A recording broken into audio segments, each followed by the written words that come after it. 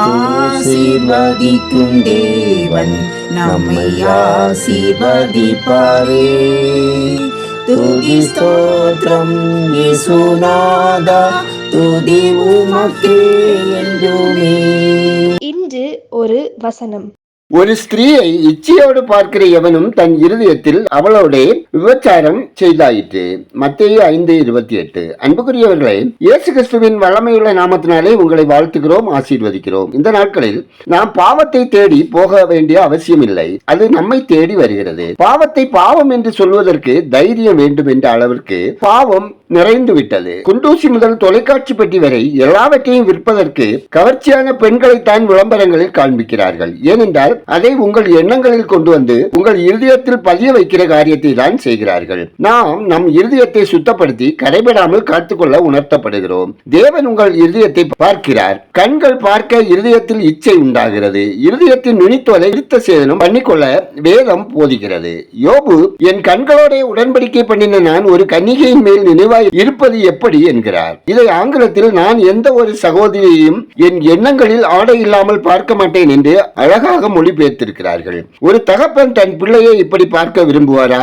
அனுதினம் இருதயத்தை ஆண்டவரிடம் அர்ப்பணித்து தீமைக்கு விலக்கி காத்துக் கொள்வோம். நாம் ஜெபிப்போம். எங்களை அதிகமாய் நேசிக்கிற நல்ல ஆண்டவரே, ஆசீர்வாதமான இந்த நாளுக்காய், இந்த நாளின் வசனத்துக்காய் நன்றி சொல்லுகிறோம். அப்பா, எங்களுக்கு சுத்த இருதயத்தை தாங்க. தேவையில்லாத காரியங்களை எடுத்து போட்டு உம்முடைய பசுத்த ஆவியின் மூலமாய் பசுத்த இருதயத்தோடு வாழ எங்கள் தேவன் கிருபை பாராட்ட வேண்டுமாய் ஜெபிக்கிறோம். அப்பா, விடாய்த்து போன எங்கள் ஆத்மாவை உமது சமூகத்தில் அர்ப்பணிக்கிறோம். பசுத்த ஆவியானவரால் நிறைத்து எங்களை திடப்படுத்துவீராக. ஆண்டவரே, சகல தீமையான சிந்தனைகளும் துக்கமும் வேதனையும் எங்கள் வாழ்வில் இருந்து முற்றிலும் அகன்று போக செய்யுங்க. ஆண்டவரே, குடும்பங்கள் கருத்து வேறுபாட்டினால், இச்சைகளினால், மேட்டிமையினால், அகந்தையினால் இழந்து போன சமாதானத்தை மீண்டும் தந்து சமாதானமான வாழ்க்கை வாழ, சந்தோஷமான வாழ்க்கை வாழ அனுகிரகம் செய்ய வேண்டும் என ஜெபிக்கிறோம். கர்த்தாவே, எங்கள் வாழ்வின் அனுதின தேவைகளை, எங்கள் போராட்டங்களை, எங்கள் பலவீனங்களை நீர் அறிந்திருக்கிறீர். உண்மையே நம்பி இருக்கிற நாங்கள் வெட்கப்பட்டு போகாதபடி காத்தருள்வீராக. எங்கள் அனுதின தேவைகளில், முயற்சிகளில், தொழிலில், வியாபாரத்தில், விவசாயத்தில், சமூகத்தில் உங்கள் வழிநடத்தல் கிருபை வேண்டுமாய் ஜெபிக்கிறோம். ஆண்டவரே, அனைத்து மக்களின் அப்பம், தண்ணீர், பொருளாதாரம், வருமானம் ஆசீர்வதிக்கப்படவும், பாவ சாப கட்டுகளிலிருந்து விடுதலை பெறவும், பரிசுத்தமாக வாழவும் வழி நடத்துங்க.